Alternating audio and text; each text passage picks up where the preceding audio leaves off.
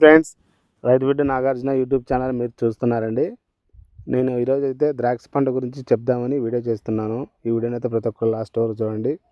మనకు ద్రాక్ష తోటల్లో ఏ తెగులు వస్తాయి, వాటికి ఏ మందులు స్ప్రే చేస్తే కంట్రోల్ అవుతుంది, ఏ పురుగు వస్తుంది, వాటికి ఏ మందులు వాడాలా, ఇలాంటివన్నీ చెప్దామని వీడియో చేస్తున్నాను. వీటికి ద్రాక్ష తోటల్లో ప్రత్యేకంగా అయితే ఏ మందులు అనేది ఉండవు. మనం ఇతరుల పంటల్లో ఏమైతే స్ప్రే మందులు వాడతామో అవే మందులు వీటికి కూడా స్ప్రే చేస్తామండి.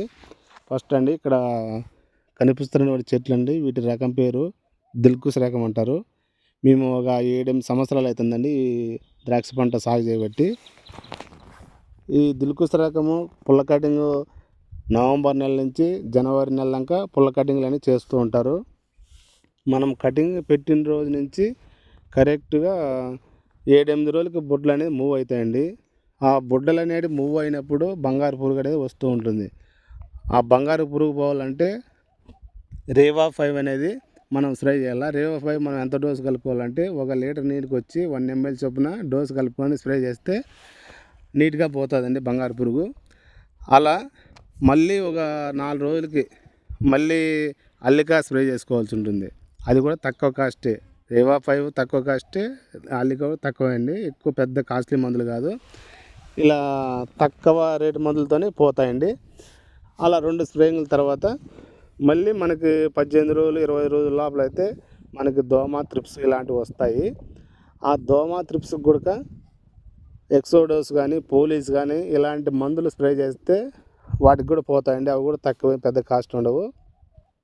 మళ్ళీ వచ్చేసి ఇప్పుడు డిసెంబరు జనవరి మాసం కాబట్టి మనకి చలి మంచు ఎక్కువ ఉంటుంది కాబట్టి డౌనీ వచ్చేందుకు కూడా ఆస్కారం ఉంటుంది. డౌనీ కనిపించిందంటే ఫస్ట్ అడ్వాన్స్గా అయితే రెడే మిల్లు గోల్డ్ కొట్టండి.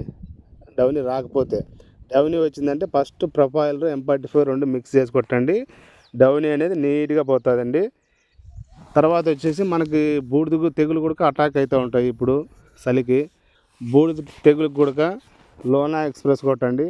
ఇంకా మనకి పంట కటింగ్ దాకా కూడా ఇంకా బూడిద తెగులు అనేది అటాక్ కాదు. ఇదండి తెగులు పురుగు వీటి గురించి.